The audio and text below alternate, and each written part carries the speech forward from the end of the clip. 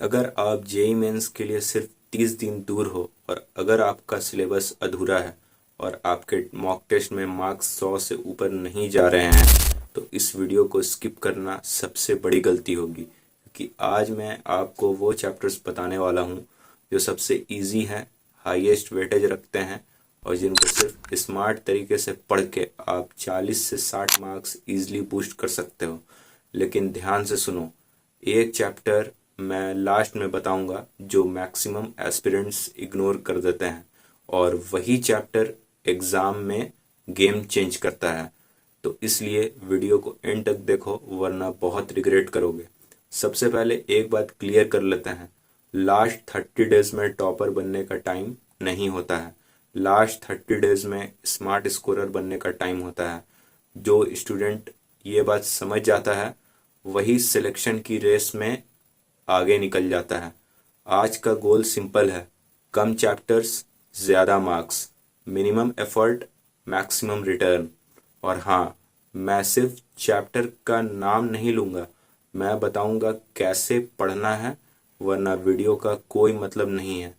मैं चैप्टर्स को reverse order में बताऊँगा और जैसे जैसे वीडियो आगे बढ़ेगी आप खुद नोटिस करोगे कि मार्क्स का काउंटर कैसे इंक्रीज हो रहा है। सबसे पावरफुल चैप्टर लास्ट में होगा और वहीं से मैक्सिमम क्वेश्चंस आते हैं। Chapter 1, units and dimension.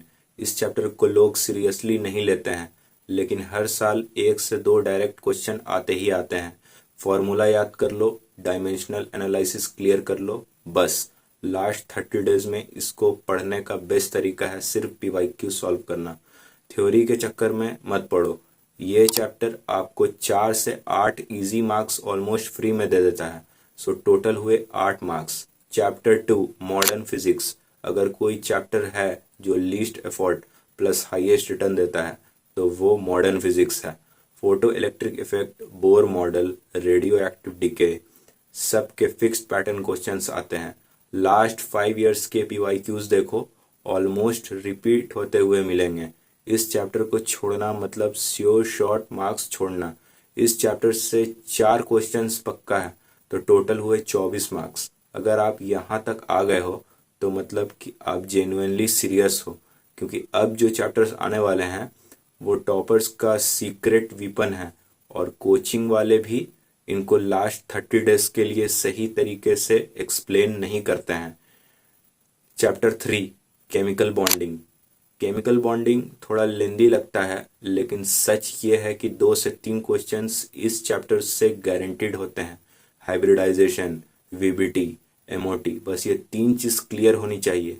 Last 30 days में एनसीईआरटी के डायग्राम्स और पीवाईक्यूज एनफ होते हैं। सो टोटल हुए 36 मार्क्स। Chapter 4, coordination compound. ये चैप्टर जेईई मेंस के लिए बहुत ज़्यादा प्रेडिक्टेबल है। Oxidation number, isomerism, magnetic movement, same type के क्वेश्चंस हर साल रिपीट होते हैं। एनसीईआरटी एक बार प्रॉपरली पढ़ लो, पीवाईक्यू सॉल्व करो, बस। ये चैप्टर लिटरली बहुत स्कोरिंग है। इस चैप्टर से भी 1 से 2 सवाल आ ही जाता है तो टोटल हुए 44 मार्क्स। लास्ट ईयर एक स्टूडेंट था, नाम तो नहीं लूँगा, मॉक टेस्ट में उसके सिर्फ 78 मार्क्स आ रहे थे और सिर्फ 25 दिन बचे थे। पैनिक हो रहा था, कॉन्फिडेंस ज़ीरो था। मैंने उसको एग्जैक्टली ये स्ट्रेटेजी फॉलो करने को बोला। कम चैप्टर्स, सिर्फ हाई वेटेज। पता है रिजल्ट क्या आया? Final score 158 marks. Difference syllabus का नहीं था, बस स्ट्रेटेजी का था। Chapter 5, statistics plus mathematical reasoning. Maths से डर लगता है, लेकिन ये दोनों चैप्टर्स मैथ्स के नाम पे लॉजिक गेम है। फॉर्मूलाज फिक्स्ड, पैटर्न फिक्स्ड और हर शिफ्ट में 1 से 2 क्वेश्चंस पक्के हैं। इनको इग्नोर करना मतलब इजी मार्क्स को इग्नोर करना। लास्ट 30 डेज में सिर्फ फॉर्मूला शीट प्लस पीवाईक्यूज काफ़ी हैं तो टोटल हुए 52 मार्क्स।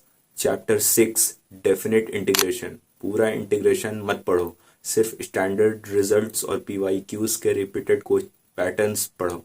जेईई मेंस में डेप्थ नहीं आती है, सिर्फ पैटर्न रिकॉग्नाइजेशन आता है। अगर ये सही हो गया तो मैथ्स का फियर काफ़ी हद तक कम हो जाता है। इस चैप्टर से भी 1 से 2 क्वेश्चंस फिक्स्ड हैं, तो टोटल हुए 56 मार्क्स। और अब वो चैप्टर जो मैं बताने जा रहा हूँ, ये चैप्टर हर साल आता है, इजी होता है, लेकिन मैक्सिमम एस्पिरेंट्स ओवरथिंक करके गलत कर देते हैं। फाइनल चैप्टर थर्मोडायनेमिक्स, फिजिक्स और केमिस्ट्री, ये चैप्टर दोनों जगह आता है। फिजिक्स और chemistry concept same, question predictable. अगर आप फॉर्मूलाज और साइन कन्वेंशन क्लियर रखते हो तो डायरेक्ट क्वेश्चंस मिलते हैं। ये चैप्टर लास्ट 30 डेज में रिवाइज करना गोल्ड माइन है।